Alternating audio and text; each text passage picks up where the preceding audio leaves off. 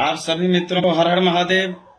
इस बार जितिया पर्व को लेकर के समाज में काफी उहापोह की स्थिति है, लेकिन जब हम उहापोह की स्थिति में रहते हैं, असमंजस की स्थिति में रहते हैं, तो उसके निराकरण के लिए शास्त्र एवं पुराण है। दुर्भाग्य यह है कि हमारे समाज जो है जातिवाद की कीड़ा से तो ग्रसित है ही, लेकिन अब ये दिन प्रतिदिन एक ये धर्म विवाद और ये पंचांग विवाद आ रहा है।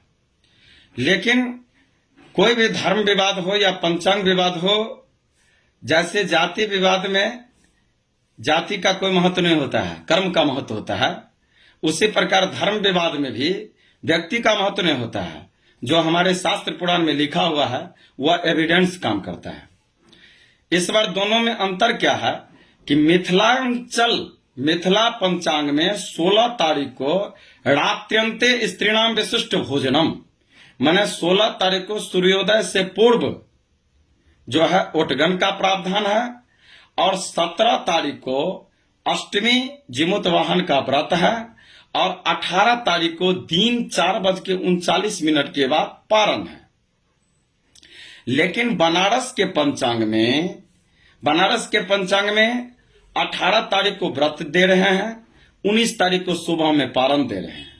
लेकिन मैं बनारस पंचांगकारों से पूछना चाहता हूं कि ये जिमुत वाहन का व्रत अष्टमी में होता है, पूर्णता अष्टमी में होता है, तो अगर वह 17 तारीख को 18 तारीख को व्रत करते हैं, तो क्या 17 तारीख को जो किसी पंचांग में, इसमें कोई अंतर नहीं है, किसी पंचांग में 2:30 बजे अष्टमी का प्रवेश हो रहा है, किसी पंचांग में 2:45 में हो रहा है, किसी पंचांग में 3 बजे 17 तारीख को अष्टमी का प्रवेश हो रहा है।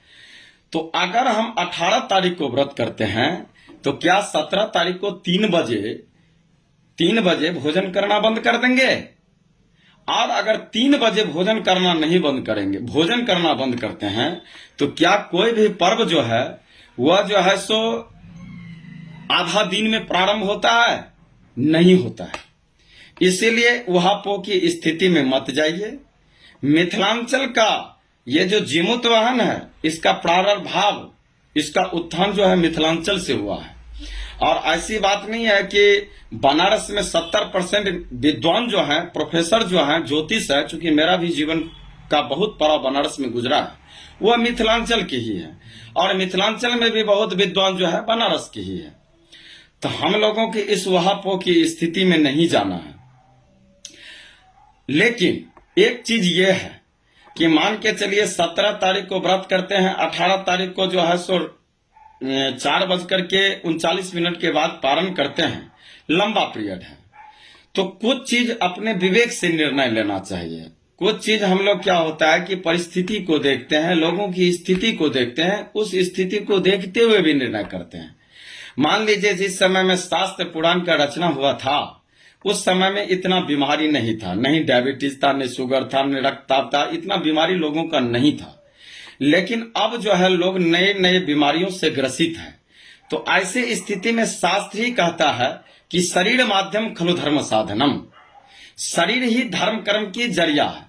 जैसे कि कोरोना हुआ था, तो हम जान बचाने के लिए क्या कर रहे थे? शास्त्र पुराण, मंदिर जाना बंद कर दिए, धर्म कर्म करना बंद कर दिए, घर तक सिमट के रह गए।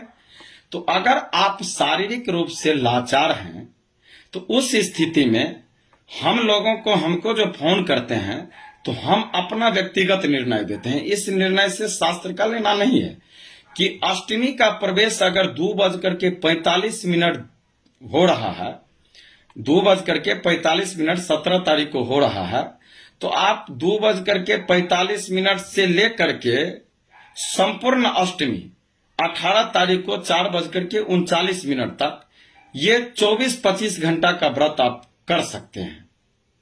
और अगर आप शारीरिक रूप से सक्षम हैं, तो ये मिथिला पंचांग का जो तर्क है वह बहुत ही प्रामाणिक है और कसौटीपूर्ण है। 16 तारीख को रात्र्यंते स्त्रीणाम विशिष्ट भोजनम, 16 तारीख को सूर्योदय से पहले भोजन कीजिए, 17 तारीख को उपवास कीजिए, 18 तारीख को दिन में 4:39 के बाद पारण कीजिए। हर हर महादेव, जय श्री राम।